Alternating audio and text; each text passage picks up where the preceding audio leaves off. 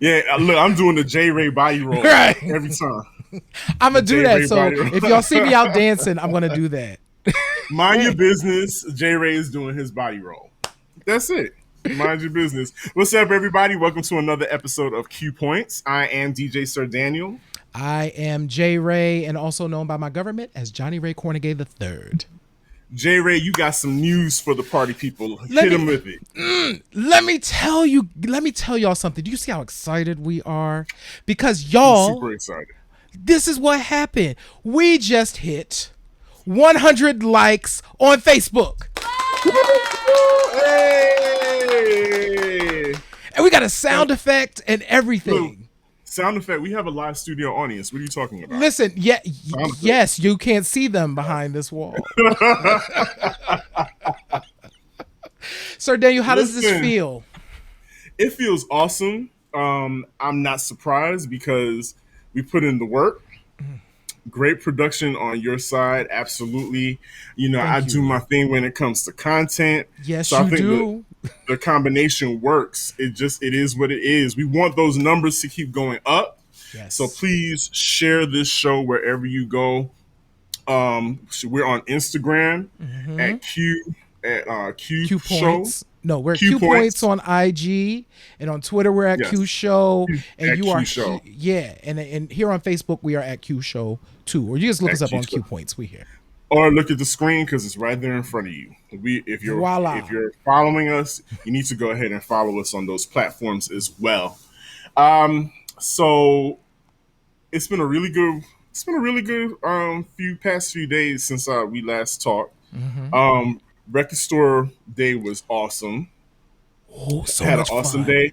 Mm-hmm. I loved your content regarding your record store day finds. The people have been eating up that content as well. So hey, we're plugged in.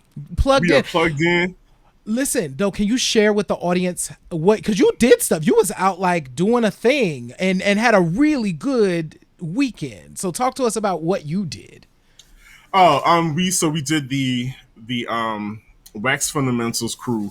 We went to Lamont's Firearms and Supply Store in Flowery Branch here in Georgia. And we basically did what we do as Wax Fundamentals. We put on some dope vinyl sets. Like we spin vinyl, the old school stuff. And there's no sync buttons, nothing. It's just strictly skills. And we had a special guest. We had DJ JC in the building. Big And deal. JC, that's a major deal. JC is a huge he's a legend here out in Mm-hmm. these ATL streets and beyond because he has mixes all over the world playing on the internet. You can catch him on Twitch every day for his In Effect Mode show. But he came and showed out. I love it. His set in a word was supersonic. It was supersonic. That's all I Mm-hmm. can say. And speaking of supersonic, I'd like to give a shout out to the ladies of JJ Fad. Monday, June 14th marked the 33rd anniversary of their album release, Supersonic, the album. Can you believe this? They deserve it. They deserve it. Can you believe it's been 33 years of Wow. of West Coast royalty? Like this is like the probably the first and only major rap group, female rap group, and I hate using the word female, so excuse me, y'all. Right. Women rap group that has come out from the West Coast. Yep. They broke all kinds of barriers. You know, Supersonic was the lead single.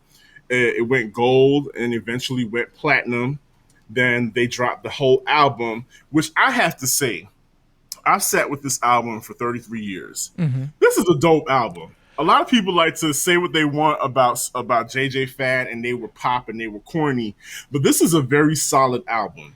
Like on the A side, you get bass, electro funk, pop. That's hot. Then on the B side, you have your street jams, your hip hop party jams, and scathing diss records. Like they were no joke on the mic. They had Dr. Dre behind them. I mean, this album, literally, if it was not for this album, you would not have Niggas with an Attitude. Mm-hmm. You would not have Easy Does It. You would not have any of that stuff. Wow. You wouldn't even have the Straight Outta Compton movie if it were not for this album putting Ruthless Records on the spot, putting them on a worldwide map. And even the album cover, Mm-hmm. like, look at all these bright colors. You Yep. know, the Nike. First of all, I would rock these Nike volleyball jerseys today. Right. If you could find these, I'm pretty certain these cost a pretty penny. Yes. But album covers weren't this bright and colorful, No. you know, Yeah. until you had this influence from MCJB, Sassy C, and Baby D. You know, so Congratulations to JJ shout out Fad. shout out to them. But J Ray, I got to ask you a question. Yes. So the song, of course, that put them on the map was Supersonic, right? Yes. So this is the original 12-inch cover for Supersonic. Right. And what's funny about this cover is when you compare it to what you just showed us, this is more like what we were used to. Exactly. In terms of hip hop on the covers. East Coast. Yep. Exactly.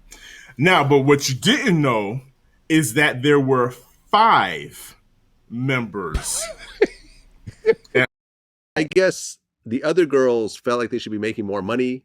Yes. But people in the group, exactly. the money is not pouring in. There's no hit singles yet. Right. So they left for money reasons, basically. Correct. Ooh, they probably regret. Oh, to this I'm day. sure. Did you ever run into them like later on in life? I do. Baby D is I do. friends I'm with- still with friends them. with them. Really? Yes, I am. Are they at all bitter over the situation, or? Not bitter. But it's cordial. I mean, it was their decision. You know. You know, you can't be mad at something like, okay, I didn't want to be in the group no more. You know. So we are definitely still cool. And they're probably happy because they are writers on Supersonic. So every time they use our song for something, they get paid. Aha. Yes. So, yeah. So I'm sure that they're happy in that aspect.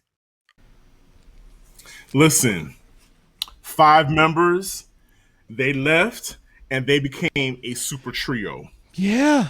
Wow. So what's interesting is when you think about, you know, what's coming up for me, like Oaktown's 357 is coming up for me, who had 4 members and then went down to a duo. I think of 702. It was 3. Yeah, it was, and then it was 3, and then it was 2. And then it went to 2. Mm-hmm. Nuts. Then you had And 702. 702, who was a 4, and then went down to 3. Like, it's interesting when you think of the beginning of so many of these groups and how, as they're getting on, how these groups evolve. So that I did not know that. And so that actually led me to, it just set me on a journey. Like, all these things just kept popping up. So I finally sat down and watched my recording of BET's presents the Encore. So now the Encore, and I was like, I called J Ray up. I was like, J Ray, please, you got to watch this and we got to talk about it. I got so many feelings about this. If for those of you who haven't tuned in yet, BET presents the Encore. The premise of this reality show is to invite former members of girl groups to live in a mansion and to form a super group to create music together and perform said music together. Yes. Sounds like a recipe for disaster, doesn't it? It sounds and feels like, when you watch the first episode, like a recipe for disaster. What I also found interesting is, yes, it's like all of these members, first of all, it's 9 people total. Which is crazy. And then you have one solo act. So Nivea's there. And I was like, I don't even know how this happened. Yeah. So that was an interesting thing. And the funny thing is that Nivea appears to be the most grounded, yes, and the most flexible out of all the participants. We got Pam from Total, yes, Keely from 30W and Cheetah Girls fame. Oh, yes, and of course Kentucky Fried Chicken fame. Yes. Aubrey O'Day. I don't think you caught that about the Kentucky Fried Chicken. I did. You want me to throw a piece of chicken at you? Let me stop.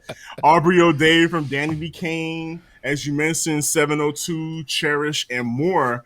And it's like you have all these acts all spanning from different decades, all had various levels of success. And the majority of the bands are now defunct Right. due to various reasons, which makes me wonder, are we, the public, are we responsible for the reason why girl groups don't succeed? I mean, the media, managers, producers, the public. Why aren't our black girl groups surviving? This is such an important topic. So to put this in perspective, when I think about what we do here at Q Points, for me,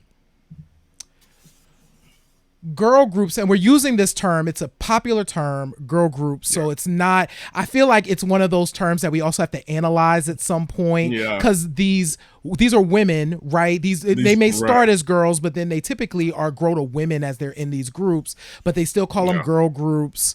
And so I think we have to look at that, but that's not what we're talking about here. I think what this girl groups, for me, typically are some of the most creatively interesting groups, because women have the ability to have different molds when they show up in their music, which sometimes makes the work more compelling, when I tend to find that guy groups or boy bands tend to be one-dimensional.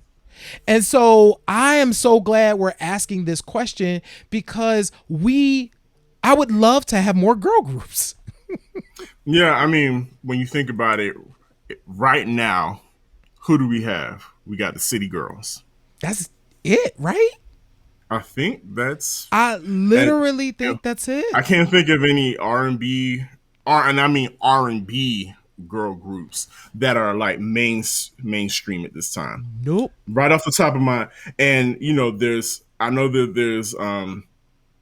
a crowd of people that support R&B that say, oh, the real R&B is still out there. Oh, okay, they'd be mad at us if we forgot about Chloe and Halle. But Chloe and Halle. And here's what's funny about those two. Like, these are both duos, right? Right. So, and they're sisters. And they're sisters. So it's like a different thing. We're talking about... we just don't. They're the only two that I know of, and that's nuts. Saint. Oh, I'm gonna. Their name is escaping me. Saint Beauty. Saint Beauty from Atlanta. Duo and again. Another duo, which is fine. But we're talking about. You know, and we'll talk about this later some more, but there is magic in the number of 3, you know? Yes. If you think about the most popular girl groups of all time, let's take it back. Let's take it back to the girl group that just exploded and changed everything. Let's talk about the Supremes. The OGs. No, wait. Let me correct myself. Are we talking about the Supremes, or are we talking about Diana Ross and the Supremes? Because, you know, some distinctions were made. And I think that as we dive into this conversation, I think it's when those distinctions start to have to be made by men that we begin to have the cracks that begin to show up in these groups. So, yes, we're talking about the Supremes. It's funny, I don't even say Diana Ross and the Supremes. Like, I definitely will just say the Supremes, because it's weird to say, but after Diana left that group, yes, the Supremes continued on. But the Supremes were Diana and Mary and Florence, and then I think Cindy Birdsong. So that's so that's kind of like the nucleus of it. And look at all the stuff that happened. You had the group go from the Supremes to Diana Ross and the Supremes. Oh, and another note, the Supremes as well started out as a group of 4. When they were the Primettes, there was 4 of them, and they also went down to a trio.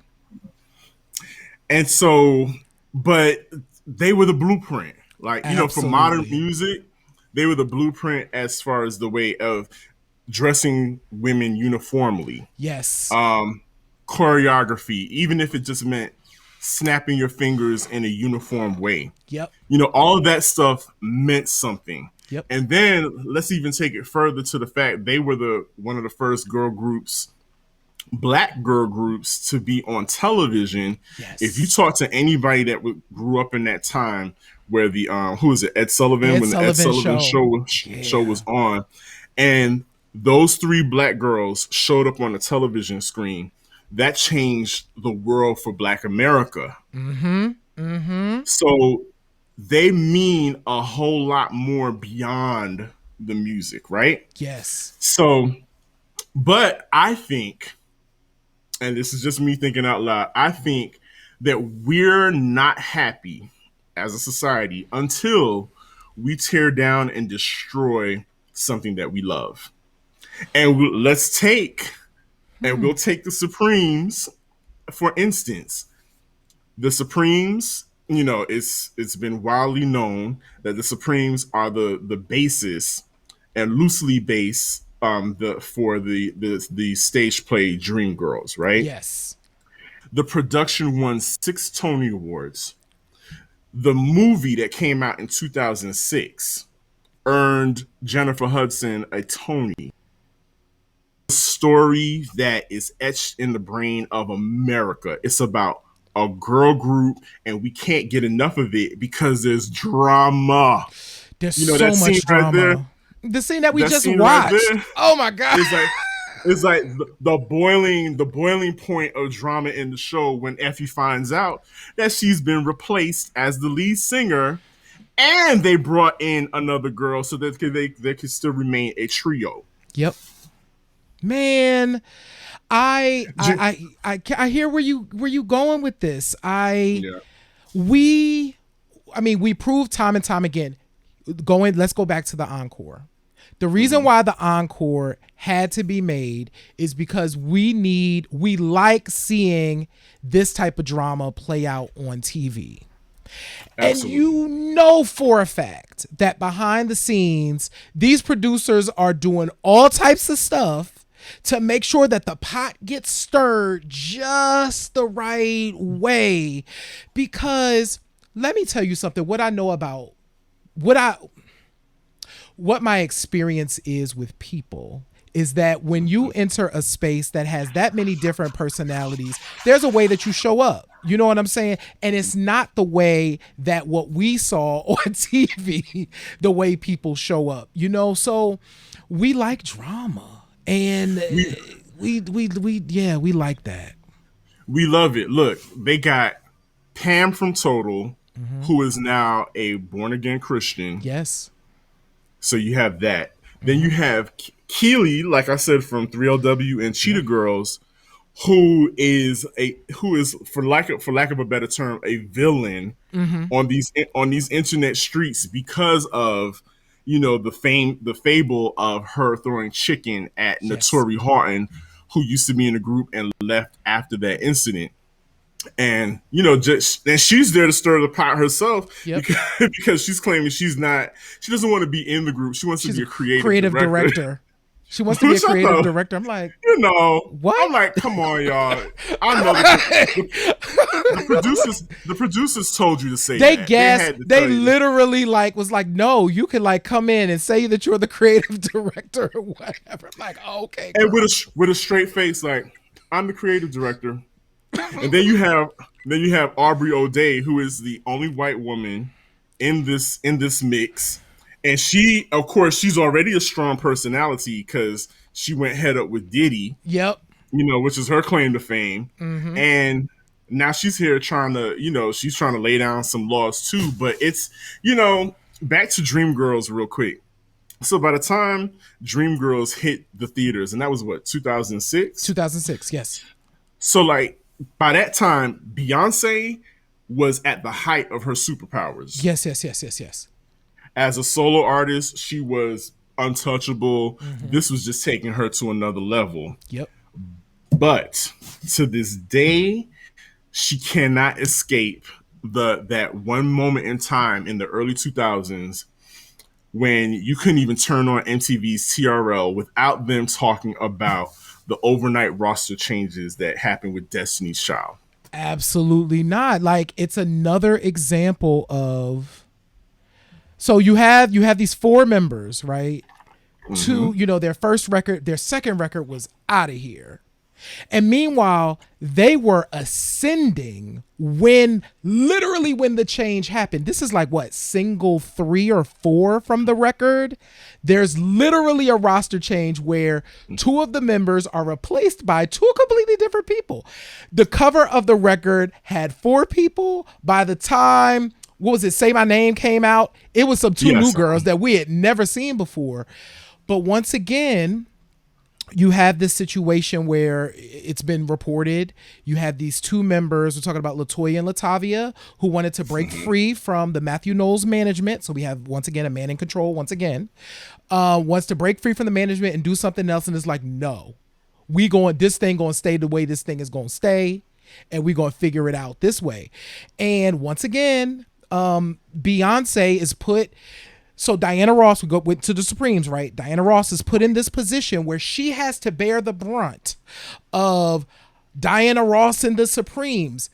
Berry Gordy made that change. Like, it wasn't.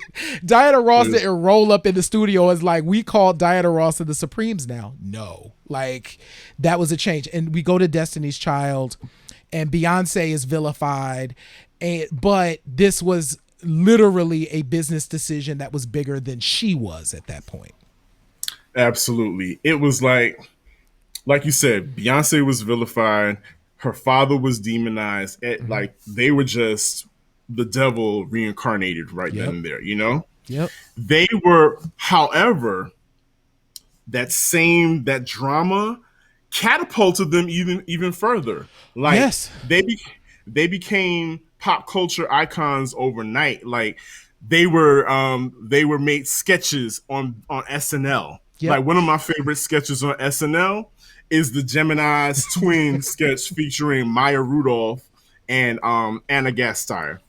And what I loved about Destiny's Child, and I loved about the trio that's behind me right there, the trio, is that those girls were able to laugh at themselves, and they actually showed up on that episode and made fun of themselves, which I think was perfect.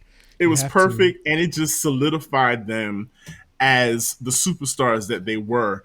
And to this day, people are still hungry for a Destiny's Child reunion. Absolutely. If Beyonce, Kelly, and Michelle said, we going out on tour, that's a wrap. First of all, them tickets is already sold.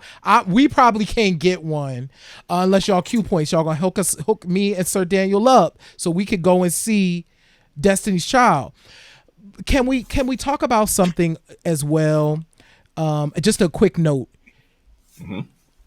So we talked about the Supremes. We're talking about Destiny's Child. I want us to, as we dive into this more, these are groups that were pivotal to pop culture, like important worldwide. These are not, we're not just talking about groups. We are talking about groups that literally changed things and the way pop culture moved. Absolutely, because, and I think if we're still talking about Destiny's Child, they came right at the moment where there were still physical copies being sold. Yep.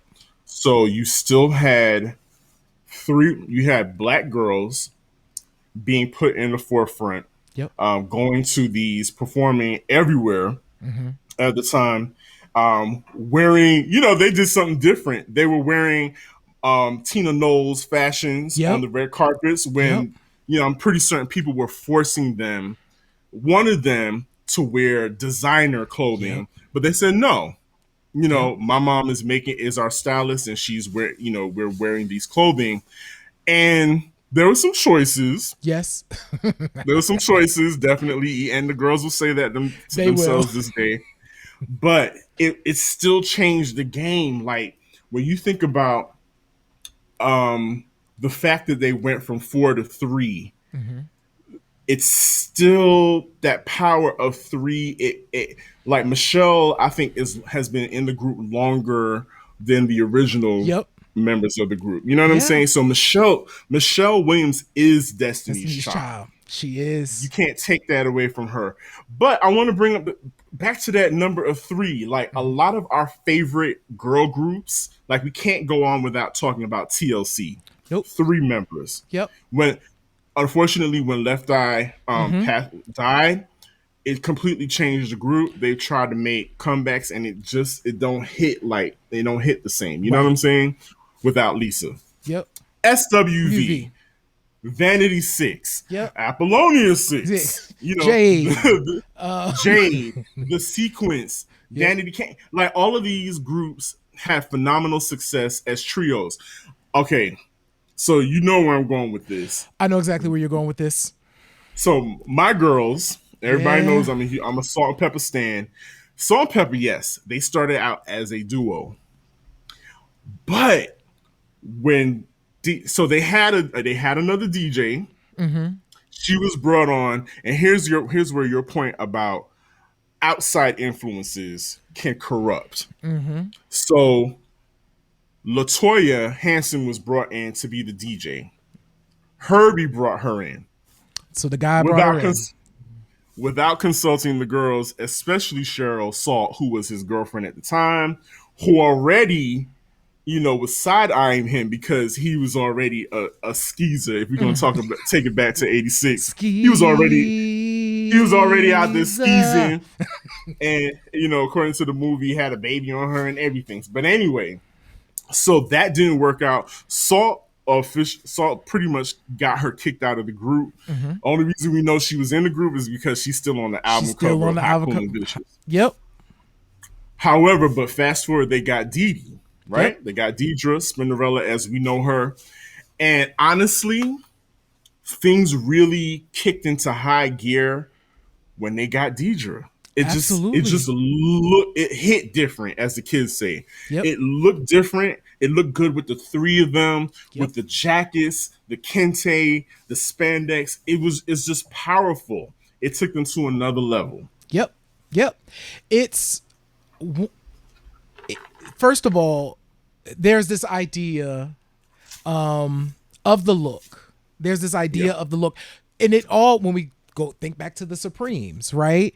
Those 3 women on stage doing this thing in sequence, but women who represent different types of black womanhood, right? They all have a distinct look. They have a distinct role, and everybody has the one that they relate to.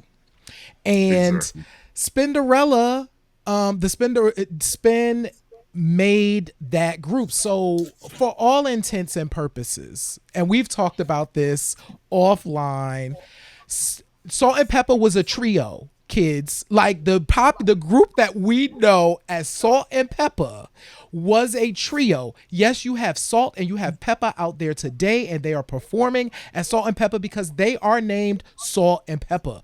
But the group that we know had 3 people in it.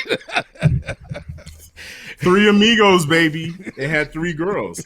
Like even, and I don't know if 3 is a magic number for everybody. Let's take En Vogue, for instance, right? They started off as a quartet, baby, and they were successful and everything, but there was so much turmoil when it was 4 of them.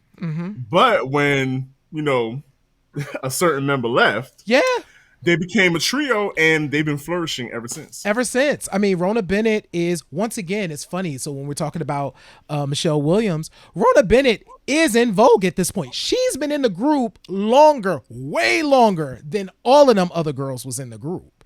Like she is... Like, so when you look at En Vogue, and I wrote this at some point, I was like, when you look at En Vogue, I was like, Rona, yes, we love the quartet. We love them. You absolutely. But right now, I'm like, if we look at the group En Vogue has been a trio for like 15 years. And they tried, bringing Dawn on board for, and Max, and Maxine for performances. That's right, Maxine. I almost forgot about Maxine. They tried to bring them on for performances, but for whatever reasons, things just don't work out. So that brings me to a question I wanted to ask you.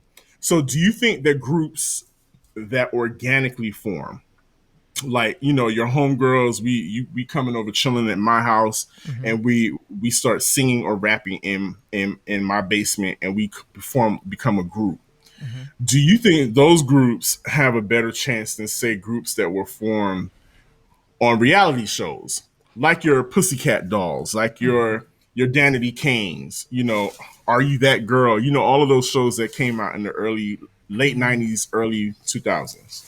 I don't, I don't think I can say that those groups have more of a shot. I think what it really comes down to is what are the expectations that are set for the groups at the beginning, and who are the people that are part of the teams that are kind of helping to do all the stuff behind the scenes. I truly think that plays a role. I think it comes down to, do the folks get along? Do they enjoy each other? Because let's go back to Destiny's Child for a second. That Michelle, Kelly, and Beyonce like, you could tell they like each other. You literally could tell when they are on stage together, it means so much to them. That's why Beyonce can bring them out and the crowd loses their minds, because it means as much to them that she brings them out on stage, because those is her girls. Those are her sisters. Like the homecoming, the Beychella performance, Yeah. like people, you know, people lose their minds for that DC3 medley. Yep. Super Bowl performance, they lose their mind for a DC3 medley. Yep. It's just powerful. Yep. Even a few weeks ago, maybe like a month ago, you know, Kelly had her just had her most recent child, Yeah. and the girls were there just chilling in the kitchen, no makeup, just hanging out, holding the baby. The internet lost it. It's Right. because those are their girls. Those are the black girls that they grew up with. You know, this Yeah. generation that grew up with Destiny's Child. That's who they grew up with, and they love to see that. Yep. And like you said, if they said tomorrow we're about to do this tour and give you a reunion, probably be Baby. sold out within 10 seconds. Done. And so I think, yeah, to answer your question, I really truly think it comes down to, do the folks who are in the group get along? Like, have they found a common ground? And I don't think that has anything to do with how they were formed. I think it's a matter of, what are those personalities doing what they need to do. And I'm gonna add another layer. We've Keith so we're going to talk about male bands. Keith Richards and Mick Jagger don't get along. They haven't gotten along for a really long time, but they can tour. They're not touring now because they're like, we're definitely not doing that. No. But there was a point in time where they would go out, but they on different buses, they on different things. They're going to meet up for the rehearsal, and then they're going to meet up for the show, and that's all you getting. And that's it. That's it. So I do think there are some folks that we understand that this is a business arrangement, and we can make it happen. But once again, I think it really truly comes down to personalities. It comes down to motives. That's when you get into the business arrangement. And it also comes down to, what are the teams doing? Are the teams working in unison? Because if the people behind the scenes are stirring that pot in a way that is pulling folks apart, it can't work. And I think when I think about, I think misogyny has a lot of influence over what ends up happening to women in groups, because I think it comes down to the way men tend to handle women that becomes the problem. Absolutely. And it's funny. So you mentioned business, and it made me think of, and roster changes. And it made me think of one of the best moments on television, because I love this group, was in the early 2000s. I believe it was 2004. VH1 had a TV show called Bands Reunited. Yes. And one of the most famous all-woman funk bands out there, Climax, attempted to reunite, except for one band member. Cheryl Cooley wasn't. No. Sure. So here's what happened. If you don't know, Climax, Meeting in the Ladies' Room, Man Size Love, what's the other one? The Men Men All All Pause. Pause. Phenomenal funk 80s big hair All women play all their own instruments. Yep. They've been rocking for a very long time. So to this day, there are two versions. Yep. If you're a promoter and you want Climax, you have to specify which one you want, because there are two versions of Climax. Yep. There is the Cheryl Cooley brand of Climax, and then there's the Bernadette Cooper Yep. brand of Climax. And that all happened. You were talking about keeping goals in mind. Yep. Cheryl Cooley felt abandoned at the end and felt like, well, hey, since nobody else wants to be a band anymore, I'm going to purchase the rights to this name, Climax. And I'm going to, because I'm a musician and I want to eat, I'm going to go out and perform as Climax. However, she never considered the other ladies. Yep. And in lies the rub, because they were like, you didn't have any right to purchase that on your own. You weren't the creator of this group, because it's well known Bernadette Cooper absolutely was the creator of Climax. So and in that instance, you think about, well, was there anybody telling Cheryl Cooley what to do, or where did she get that kind of gumption to do that to the rest of the group? But it goes back to what you said about, where are we as a team, as human beings in this group, and our commonality, and do we respect each other? And that's what I think ultimately, that I think the Climax situation is actually a unique one, in that probably if I was in that whole situation, I'd be like, Cheryl, you got to call the other girls. Like first of all, you got to call the other women. When I'm saying girls, I don't mean it in that way. I'm just thinking girl groups. You got to call them up and let them know that this is, because the moment you copyright this, it changes things. You know what I'm saying? There's ownership involved. And I would advise to make that call. You know what I'm saying? But I'm also not a shrewd businessman who's like, no, grab it all and all of that. Yeah. But it's funny that, real quick, so over there, Madam X was a group formed by Bernadette Cooper. And so I put my girl groups all around. So I have JJ Fad and all of that. But yeah, Madam X was formed by Bernadette Cooper and had one of my favorite 80s tracks, and just that type of girl. But anyway, I wished that Climax episode was hard, because you had all these women, and then they brought Cheryl. Cheryl had to come in reluctantly to this experience where you have all the other members who are like, girl, why'd you do this to us? Yeah. And it was very emotional. It was. You could tell that it was beyond money. It was all about a trust issue. It was like, we came up from the mud. Like we would practice for hours together. We came up in the mud, as the kids like to say, and built this group together. Yep.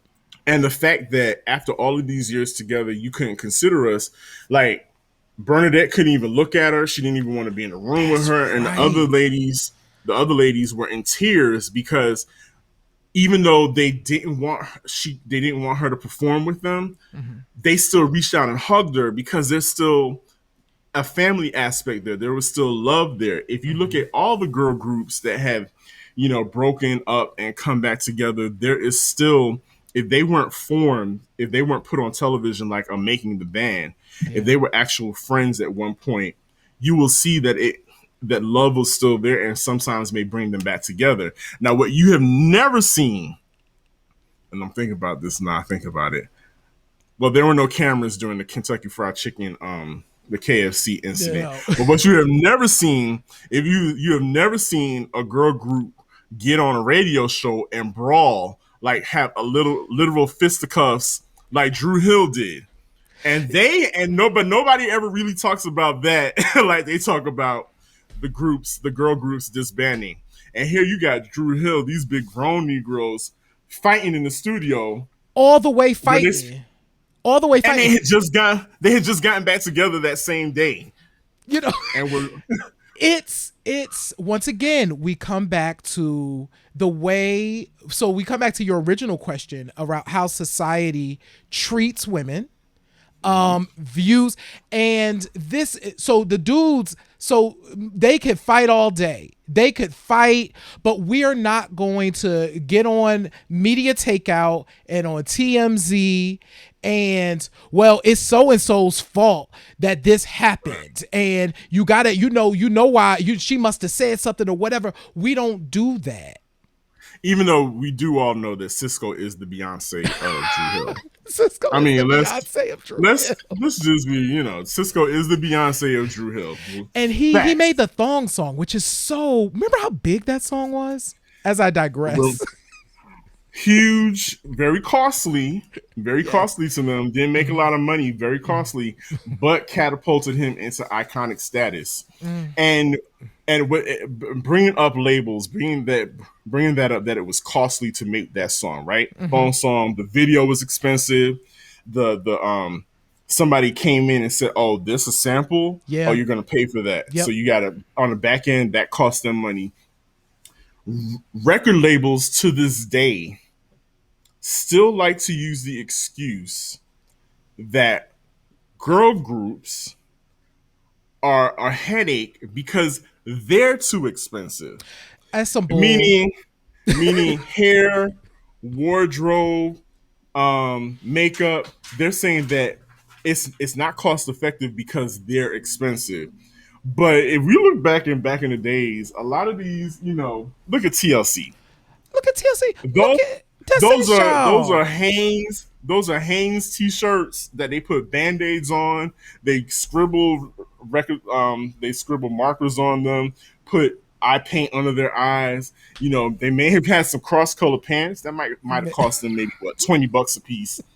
But didn't no stylists come up with that. Child, but no. then they turned around and made it a trend. Right. That's why I say that's some bull, because if you just watched the Tina Turner documentary, Tina was like, baby, I was doing my hair, I was doing the choreography, I was doing the makeup, I was doing all of my own stuff. Diana Ross has talked, Shaka Khan has talked about it. Like, all of these women are really good at doing their own makeup because they didn't have nobody to do that stuff. So this idea that the women are more expensive thing, I truly, once again, it's a cop out. I see it as misogyny showing up, because the truth is, if we allow these folks to truly do what it is that they do, because they can figure their look out, you might have somebody guiding, but they can figure this thing out. It ain't costing you no more than what these dudes have to be costing you. It ain't costing you no more. I don't believe because today everybody has a stylist. Mm-hmm. Like, I mean, let's just face it. Everything is highly stylized. Yep. So yes, that is a built-in cost for everybody now. So I don't think that, like you said, it is a cop-out, but I also see where, if you notice a lot, once these young ladies turn 25, that's when people start, looking like, how much longer do we have on the clock for you? And don't let them have a baby. Oh my God.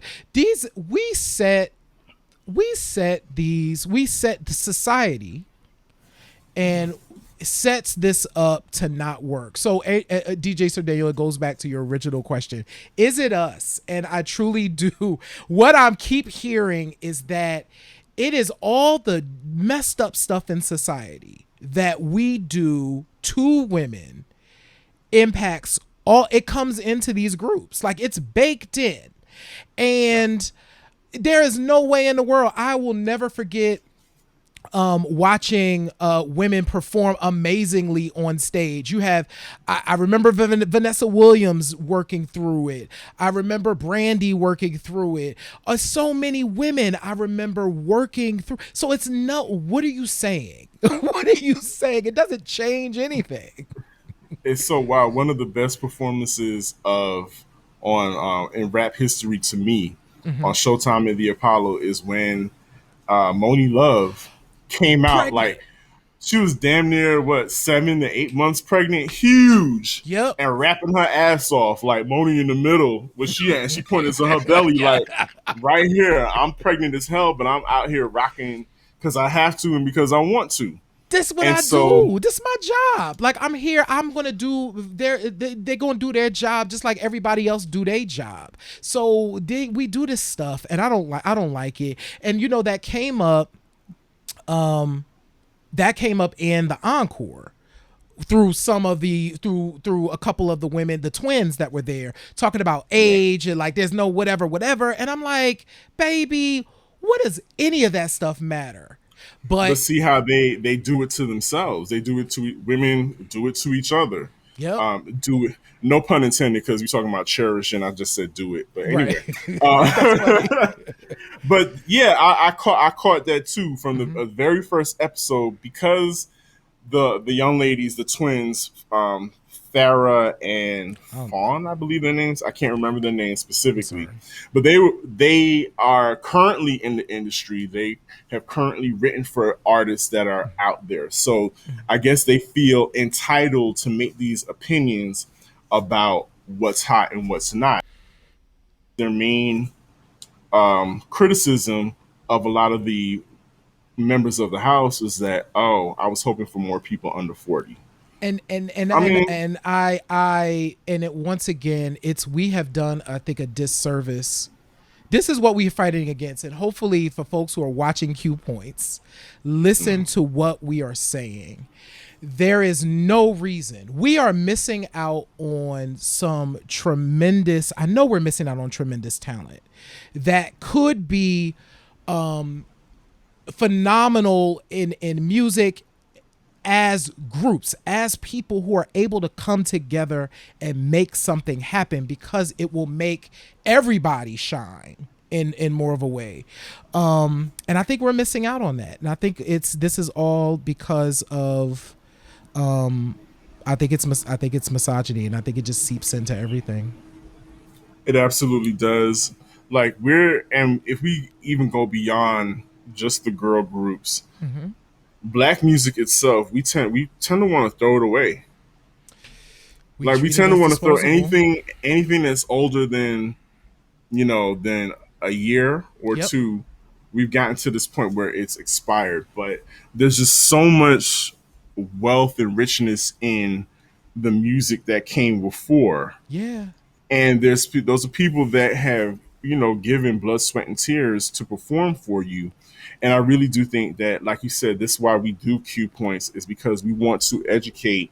We want to inform you all of these people. We want to say their names, basically, and let people know that we do revere and respect them and appreciate all that they've contributed to the culture. Yes. So, and before we wrap up, I would like to congratulate a Black woman here in Atlanta, and congratulate her. She's a local legend. I'm talking about none other than Melissa Alexander, also known as Phyllis Iller. She's so dope. She's a photographer, videographer, storyteller, and she has been tapped to create some stunning visuals for the upcoming National Museum of African American Music celebration of legends, which actually starts streaming today, same time, probably after our show. You can catch it live, and we'll put in the chat, we'll drop a link on how you can catch it. But please make sure you check that out. Check out Phyllis Iller and her work. Yes. Support a Black woman. Yes. If you're in the Atlanta area and you need some photography, please support a Black woman and let her rock. Yes. No, you would be making the best choice ever. Just incredibly brilliant and creative, and congratulations. I saw that I think it was this week, and I was just like, yeah, that makes sense. Absolutely. Makes total sense. And keep your eye on that. There may be some surprises in there There might be some surprises. There might be some surprises that you see in the visuals that she's come up with. Nice. But J. Ray, you got anything else before we wrap up? I think what the only thing I want to leave everybody with is one. I have a question for the folks who are watching. Who are some of your favorite girl groups? And are there any groups on the independent scene that are kind of doing things regionally? Because we all know we live in cities and, you know, there's groups that are local. So are there any folks that you know of? Because we definitely want to check them out and see what's going on, because